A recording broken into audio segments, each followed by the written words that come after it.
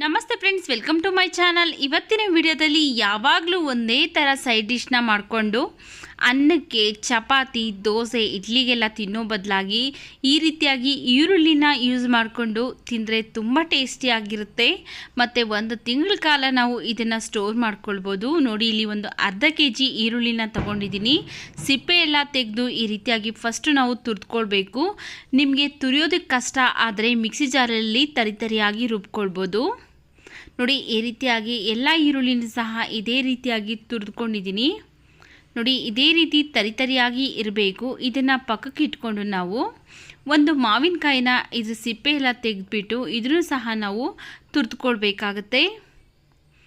ನೋಡಿ, ಯಾವಾಗಲೂ ಸಹ ನಾವು ಒಂದೇ ರೀತಿಯಾಗಿ ಟ್ರೈ ಮಾಡೋ ಬದಲು ಈ ರೀತಿಯಾಗಿ ಡಿಫ್ರೆಂಟಾಗಿ ಟ್ರೈ ಮಾಡಿದ್ರೆ ತುಂಬ ಟೇಸ್ಟಿಯಾಗಿರುತ್ತೆ.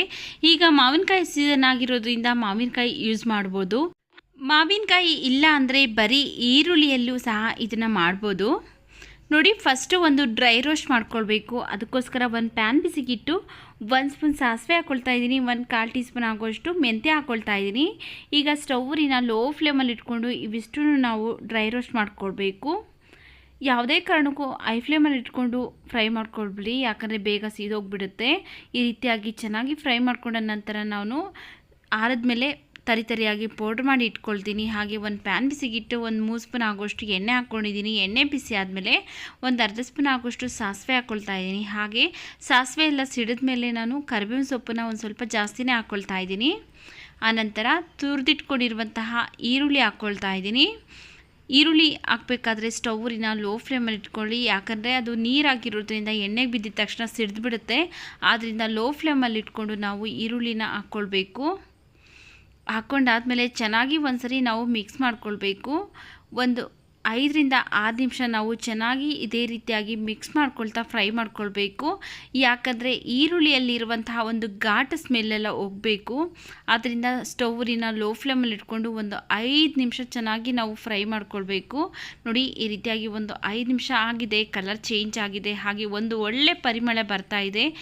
ಈರುಳ್ಳಿಯಲ್ಲಿರುವಂಥ ಘಾಟ್ ಸ್ಮೆಲ್ಲೆಲ್ಲ ಹೋಗಿ ಒಂದು ಒಳ್ಳೆ ಪರಿಮಳ ಬರೋ ಟೈಮಲ್ಲಿ ನಾವು ಮಾವಿನಕಾಯಿ ತುರಿ ಹಾಕ್ಕೊಳ್ಬೇಕು. ಮಾವಿನಕಾಯಿ ತುರಿ ಎಲ್ಲ ಈಗ ಚೆನ್ನಾಗಿ ನಾವು ಮಿಕ್ಸ್ ಮಾಡ್ಕೊಳ್ಬೇಕು.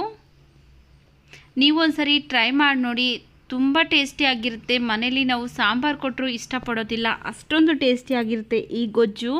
ಬಿಸಿ ಬಿಸಿ ಅನ್ನಕ್ಕಂತೂ ಮಾಡಿಸಿರೋ ಗೊಜ್ಜು ಅಂತ ಹೇಳ್ಬೋದು. ನೋಡಿ, ಈಗ ಮಾವಿನಕಾಯಿನೆಲ್ಲ ಚೆನ್ನಾಗಿ ಒಂದ್ಸರಿ ನಾವು ಮಿಕ್ಸ್ ಮಾಡಿಕೊಂಡು ಇದ್ರ ಮೇಲೆ ಒಂದು ಲಿಡ್ನ ಕ್ಲೋಸ್ ಮಾಡಿ ಸ್ಟವ್ನ ಲೋ ಫ್ಲೇಮಲ್ಲಿ ಇಟ್ಕೊಂಡು ಒಂದು 3ರಿಂದ 4 ನಿಮಿಷ ಚೆನ್ನಾಗಿ ಬೇಯಿಸ್ಕೊಳ್ಬೇಕು. ನೋಡಿ, ಈಗ ಒಂದು 3ರಿಂದ 4 ನಿಮಿಷ ಆಗಿದೆ. ಓಪನ್ ಮಾಡ್ತಾ ಇದ್ದೀನಿ.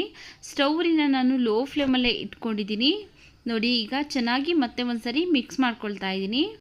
ಈಗ ಇದಕ್ಕೆ ನಾನು ಹುರಿದು ತರಿಯಾಗಿ ಪೌಡ್ರ್ ಮಾಡಿ ಇಟ್ಕೊಂಡಿರುವಂತಹ ಸಾಸಿವೆ ಮತ್ತು ಮೆಂತ್ಯ ಪೌಡ್ರ್ ಹಾಕ್ಕೊಳ್ತಾ ಇದ್ದೀನಿ. ಹಾಗೆ 1/4 ಸ್ಪೂನ್ ಆಗೋಷ್ಟು ಅರಿಶಿನ ಪುಡಿ ಹಾಕ್ಕೊಳ್ಬೇಕು. ಈಗ ರುಚಿಗೆ ತಕ್ಕಷ್ಟು, ಅಂದರೆ ನಾನು ರೆಡ್ ಚಿಲ್ಲಿ ಪೌಡರ್ 1 ಸ್ಪೂನ್ ಹಾಕ್ಕೊಳ್ತಾ ಇದ್ದೀನಿ. ನಿಮ್ಮ ರುಚಿಗೆ ನೋಡಿಕೊಂಡು ನೀವು ರೆಡ್ ಚಿಲ್ಲಿ ಪೌಡ್ರ್ ಹಾಕ್ಕೊಳ್ಳಿ. ಹಾಗೆ ರುಚಿಗೆ ತಕ್ಕಷ್ಟು ಉಪ್ಪು ಹಾಕ್ಕೊಳ್ತಾ ಇದ್ದೀನಿ. ನಾನಿಲ್ಲಿ ಕಲ್ಲುಪ್ಪು ಹಾಕ್ಕೊಳ್ತಾ ಇದ್ದೀನಿ. ನಂತರ 1 ಸ್ಪೂನ್ ಆಗೋಷ್ಟು ಬೆಲ್ಲ ಹಾಕ್ಕೊಳ್ತಾ ಇದ್ದೀನಿ. ನೀವು ಕಲ್ಲುಪ್ಪು ಗೊತ್ತಾಗಿಲ್ಲ ಅಂದರೆ ಪುಡಿ ಉಪ್ಪನ್ನೇ ಹಾಕ್ಕೊಳ್ಬೋದು, ಆದರೆ ಯಾವುದೇ ಕಾರಣಕ್ಕೂ ನೀರನ್ನು ಸೇರಿಸಬಾರ್ದು. ನೀರನ್ನು ಸೇರಿಸಿದ್ರೆ ಈ ಗೊಜ್ಜು ಬೇಗ ಹಾಳಾಗಿಬಿಡುತ್ತೆ. ಅದರಿಂದ ನೀರನ್ನು ಸೇರಿಸಬಾರ್ದು. ನೀರನ್ನು ಸೇರಿಸಿಲ್ಲ ಅಂದರೆ 1 ತಿಂಗಳು ಆರಾಮಾಗಿ ಸ್ಟೋರ್ ಮಾಡ್ಕೊಳ್ಬೋದು. ಈಗ ನೋಡಿ, ಚೆನ್ನಾಗಿ ಒಂದ್ಸರಿ ಮಿಕ್ಸ್ ಮಾಡಿಕೊಂಡು ಈಗ ಸ್ಟವ್ನ ಲೋ ಫ್ಲೇಮಲ್ಲೇ ಇಟ್ಕೊಂಡು ಲಿಡ್ನ ಕ್ಲೋಸ್ ಮಾಡಿ ಒಂದು 3 ನಿಮಿಷ ಚೆನ್ನಾಗಿ ಬೇಯಿಸ್ಕೊಳ್ಬೇಕು.